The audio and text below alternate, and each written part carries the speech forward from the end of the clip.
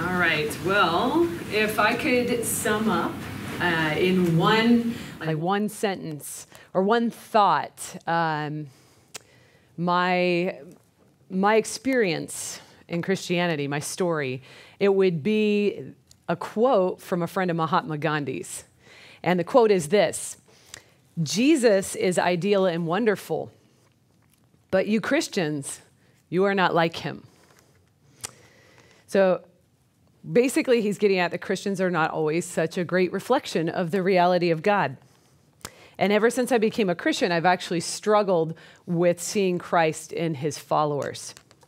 So as you heard, I used to be atheist. That's because I grew up in the Pacific Northwest, and my parents, in Portland, Oregon, and my parents did not take me to church. So I didn't have any Christian background, which is really fun being an apologist today because I'm Mary Jo, and I live in the South, right? So as soon as like an internet atheist guy comes online to engage me, he's like, I know all about you. And I'm like, oh, tell me my story. And it's usually totally wrong. But anyway, so that I was raised without religion in my life. In Portland, we don't have a culture of Christianity, even like we do in the South. I tell Texans, I was like, it's so different. We didn't have a gas station on every street corner, nor a Tex-Mex restaurant, let alone a church on every street corner. And Texas people get it, especially Houstonians. But what I was raised with, though I wasn't raised with Christianity, I was raised with a sense of awe and wonder at the natural beauty that was all around me, because it was incredible. And I was also raised with a sense of awe and wonder at what humans could do through the sciences and the arts. My family were big time into the arts, the symphonies, jazz concerts, whatever they could get their hands on or go to. My dad watched pretty much every episode of Mutual of Omaha's Wild America. Sorry, I'm dating myself a little bit there. And also Nova and In Search Of. So huge Carl Sagan fan. I was just basically exposed to a lot of science and the arts. But these areas, I believe, seeing these areas and developing this sense of awe and wonder in my life, really what it did was that it profoundly impacted me in a way that made me more receptive to finding out what was the source behind all that beauty and all of that awe and wonder that I was experiencing. So in my high school years, when I was starting to really think on some of these harder things, I had a band director. I'm a saxophone player. So I had a high school band director who had never shared his faith with anyone before. And if you don't know, in the Pacific Northwest, religion's sort of private, and that's more normal. You find more people who haven't shared their faith. So he had never shared his faith with anyone, but he had a burden for me. And so my senior year of high school, he knew I was headed off to become a music educator just like him. And he just felt strongly burdened for me. So he gave me a Bible, and he said, when you go off to college, you're going to have hard questions. I hope you'll turn to this. Well, he had hit me at about the right time, because that's when I started asking these questions, like, what's behind all of this? What am I drawn to? What am I sensing when I'm playing music inside the band? What is that feeling that I'm getting?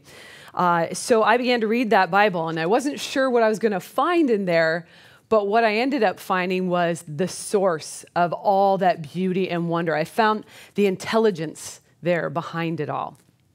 So in college, for the very first time, I began to visit churches on my own. And I found one in which I heard a clear explanation of the good news of the Savior and why mankind needed a Savior, and it all made sense to me, and so I trusted in Jesus as my Lord. But then I found the church.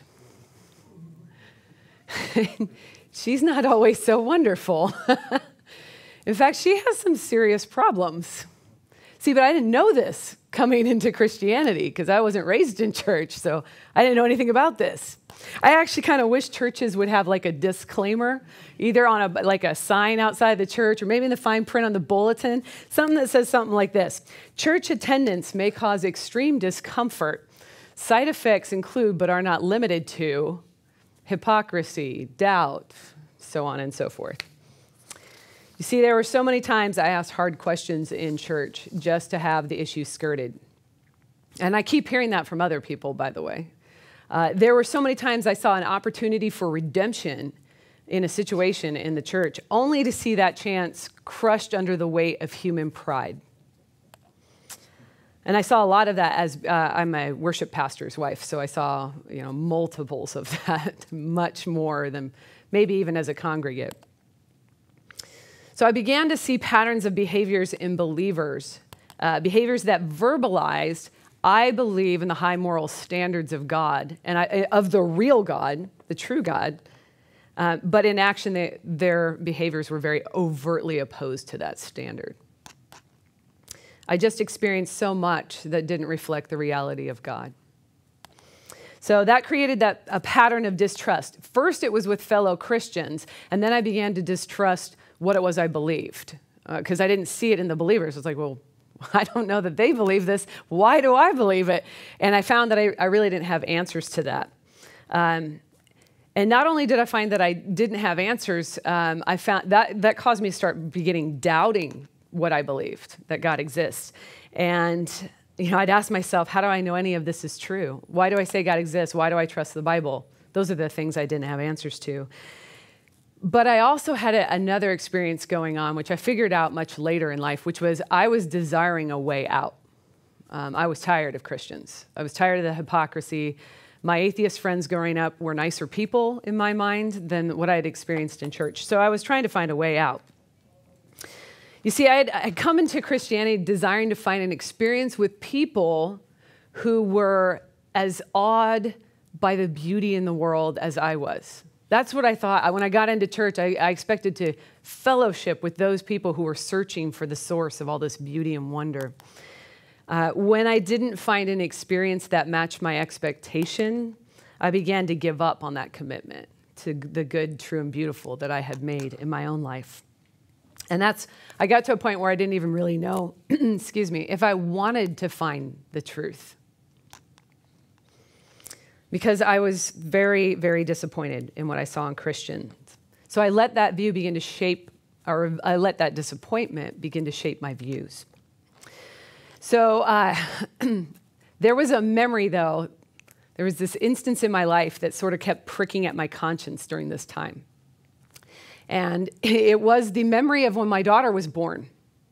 When my daughter was born, the day that we went to leave the hospital, my husband went to get the car, and I'm carrying my newborn baby in my arms, and I walk out of the main entrance to the hospital into a cloud of cigarette smoke, a giant cloud of cigarette smoke. And I was like, I was disgusted by this, like, gross. This is my moment with my first child. And I look across the way, and it's the nurses and doctors taking a smoke break. And I thought, how hypocritical, right? These are the guys that tell us the smoking will kill you. They know the absolute truth of that, and yet they're out here smoking. And it hit me. Just because the doctors and nurses believed that smoking was detrimental to the human health doesn't mean that they always acted like that belief was true. In fact, they had adopted a lifestyle that was in direct rebellion to the truth that they profess.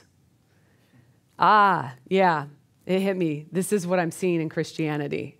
Right? I'm seeing Christians who are adopting lifestyles that are in direct rebellion to the truth of what they profess. Hypocrisy. It's hypocrisy.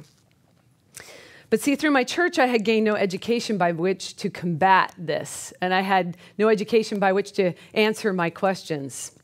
So I didn't know what I was going to do. But I did realize that though hypocrisy was what I was seeing, hypocrisy didn't prove Christianity false. So I began to look for answers on my own to my toughest questions. I began to look for answers about how do I know God exists? Why do I say there's things such as good and evil? Why do I trust the Bible? Is it trustworthy? So I went looking for answers to those. And that brought me to my field, which was apologetics. Now, at the time, I was a band director in the public schools in Oklahoma. So I wasn't looking to do what I'm doing right now. I wanted to be a symphony orchestra conductor. That was the plan for my life. And now I'm doing this. But that did bring me into the search, into this field for apologetics. If you are unfamiliar with the field of apologetics, it is making a case for what you believe and answering objections against your beliefs as well. And through that search, I came to understand that God is real, that Christianity is true, and more importantly for me, well, not more importantly, but also importantly for me, that the church is still valuable. As Daniel Taylor, he's an author, Daniel Taylor noted, what is amazing, however, is not that the church suffers from every kind of failing common to human beings, but that simultaneously it is still the primary instrument of God's work on earth. So while I couldn't walk away, I realized that the hypocrisy of believers was causing others to walk away. It's actually becoming one of the greatest objections to belief in God. I mean, problem of evil is still way up there, but hypocrisy, if you talk to millennials, hypocrisy of Christians, hypocrisy of the church. So people can walk away not because they found Christianity to be untrue, but because of their experience with other believers. So what I think we can do is we can do something about that. We can reflect the reality of God in our own lives, and I'm going to give us 3 practices to do so. Obviously, these aren't the only practices, but they're just 3 we can do. And they're all going to be based on 1 Peter 3. So I'm going to open up to 1 Peter 3. And those practices we're going to look at as being thoughtful, engaged, and trusting. Thoughtful, engaged, and trusting. So 1 Peter 3, we're going to begin in verse 13. Peter says, "Now, who is there to harm you if you are zealous for what is good? But even if you should suffer for righteousness' sake, you will be blessed.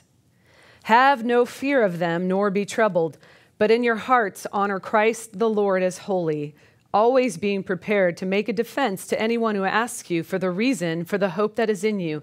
Yet do this with gentleness and respect, having a good conscience, so that when you are slandered, those who revile your good behavior in Christ may be put to shame." All right, so without going into a lot of detail, I'm one of those people that believes you shouldn't just read passages without the context. So the context is Peter's talking to a group of persecuted Christians. That's what we're going to use for today. There's various views of how they're persecuted. Some people say it's the persecution of Nero. And if that's the case, you're talking serious persecution. So there's other ideas. It could just be that Christianity is not very well accepted in the area, right? This is this new belief, sort of looked down upon, kind of like some of the things we're dealing with today. But we do know in some way these guys feel persecuted by what we're reading. So now, in that setting, we've got that setting. The first practice is to be thoughtful. Let's look at what Peter's saying in the verse 15. He says, "But in your hearts, honor Christ the Lord as holy, always being prepared to make a defense to anyone who asks you." So notice he says, always be prepared. Peter tells this group of Christians to be ready to make a defense, an apologia. That's my field, apologetics. We've ripped that word out of the Greek, out of the New Testament Greek, and transliterated it, and we just use it. So we're always to be ready to give this apologia, this defense of what we believe. And notice he says exactly what we're supposed to be ready to do. Give a reason for your hope, right? What is your hope? Your hope is in the resurrection of Jesus. So we're to always be ready to tell people that we have why we believe Jesus is risen from the dead and what our hope is in that. Okay, notice he says always. This is a commitment to a lifestyle of thoughtfulness amongst Christians. That's what he's calling us to. A lifestyle of always being ready. Because we have to do some serious thinking on the matter in order to have this preparedness. Right? And Peter's not our only example in that we should be thoughtful Christians. We should be willing to engage on why we believe and what it is we believe. Paul also talks about always being ready to test things, growing in your knowledge of God. He says it in multiple places. One of the places I like to point to is 1 Thessalonians 5:21, when he's actually addressing the church about the church's own teachings. He says, test everything, hold on to what's good. He's referencing people who are prophesying. So they're saying they have the authority to give this message in the church. And Paul tells them, test everything, hold on to the good. Right? So he's giving us the admonition that we should be these kind of people that are thoughtful with what we hear, with what we receive. And what I love about Paul is he doesn't even exempt himself. He doesn't exempt his own teaching. Because if you go to Acts 17, when Paul's preaching to the Bereans, Acts 17:11, Paul praises the Bereans because after he gave a message, what did they do? He says they received the word with, well, Luke says, they received the word with all eagerness, examining the scriptures daily to see if these things were so, right? So we're supposed to be thoughtful in what we believe. So the reality of God should be reflected in our lives by being thoughtful, but also by being engaged with others. So we're going to go back to that same passage, 1 Peter 3:15. Always be prepared to make a defense to anyone who asks you, right? To anyone who asks you for the reason of your hope. And then he says, yet do this with gentleness and respect. So we're supposed to be willing to engage with those in our society about the reasoning we have for belief in Jesus. And Peter says this, remember, to a group who feels persecuted or is actively persecuted, right? So there's no like, well, there's danger in this. He's saying, yes, of course, but you're still to be ready to engage them. And he actually has to go back and tell them, and if we go back to verse 13, he actually has to tell them, now who is there to harm you if you are zealous for what is good, right? So obviously this is an intense feeling of persecution. Who is there to harm you for doing what's good? But even if you should suffer for righteousness' sake, you will be blessed. And then he says, have no fear of them nor be troubled. Rather, in your hearts, honor the Christ, the Lord, as holy, and then always be prepared to engage with them. So he's saying, don't be fearful of what's going to happen. Don't be fearful of that engagement. Rather, be thoughtful. Be ready, right? So be ready to engage. Be ready to jump into a conversation with those who don't understand your view or who may even disagree adamantly with your view. And he puts a caveat on this, do this with gentleness and respect, right? We're not seeing a lot of that today in the political realm, especially, or in social media. We're seeing people who jump in and they're not being gentle or respectful of other people, right? And so it's becoming a little bit harder and harder to have these kind of conversations where we adamantly disagree with one another. But when we adhere here to Peter's instruction for how to engage with people, we'll actually start to demonstrate to others that we truly believe there's a real God to whom we're accountable to. We're not just preaching God's love. We're actually accountable in a heated discussion on God's existence or Islam versus Christianity. We are accountable to behave with a Christian ethic. We're demonstrating that when we listen to what Peter has to say here. So part of reflecting the reality of God is to be thoughtful and to be engaged, and engaged in a manner that reflects God's love. Our last practice is to be trusting. So there was a particular upcoming boxing match in which former heavyweight champion Mike Tyson was interviewed. And he was asked about his strategy for how he was going to fight his rival. How would you approach this guy and what was your plan?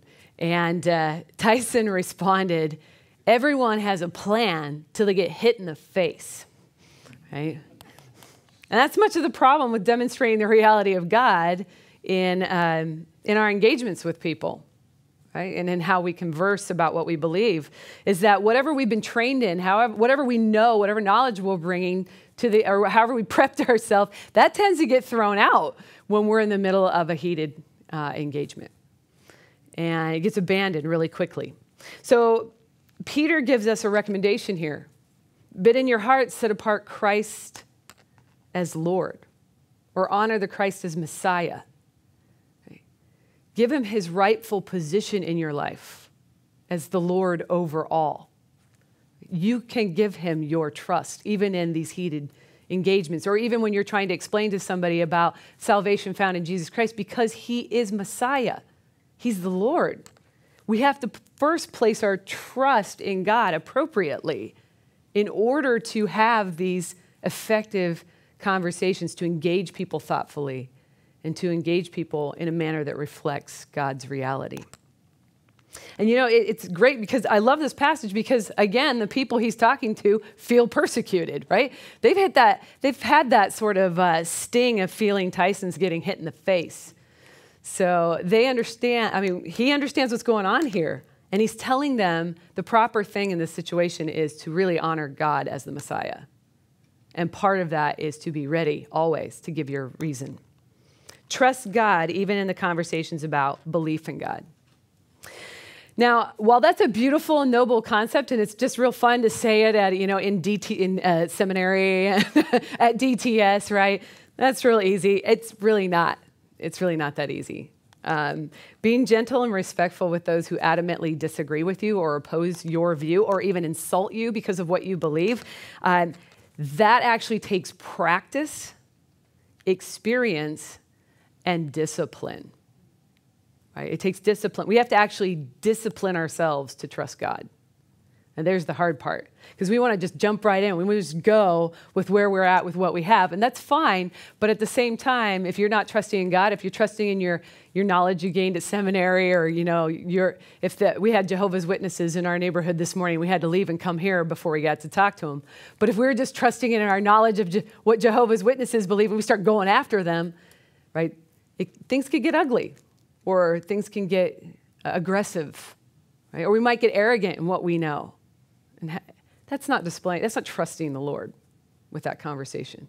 So we have to discipline ourselves, I would say, first to trust God and take that into those conversations, practice it. I don't know where this is going, but I'm okay with it where it goes, right?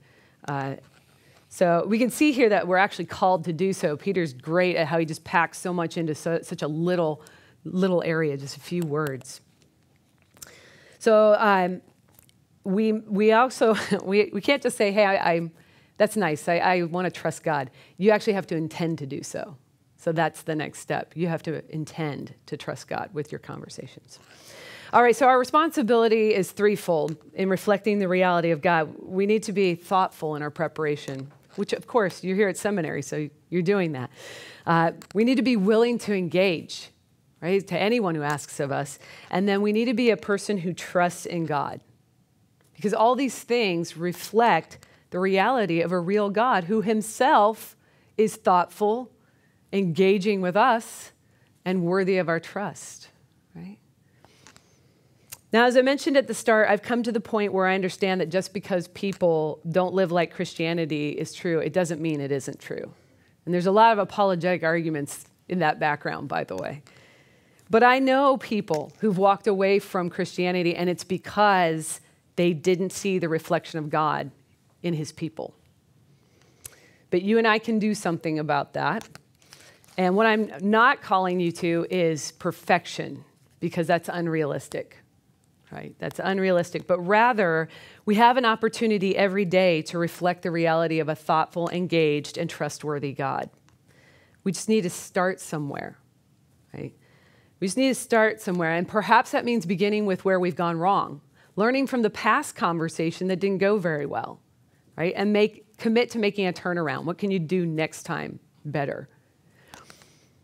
Because our world needs to see God, and they need to see that he's real, right? Especially today with all of the influence of the new atheists. We need to see that he's real. And that's one of the actual wonderful responsibilities you and I have been entrusted with in this life, right? We are the lights that are supposed to shine a radiant testimony to the light. And we are the mirrors with which God has decorated his world to reflect his own character.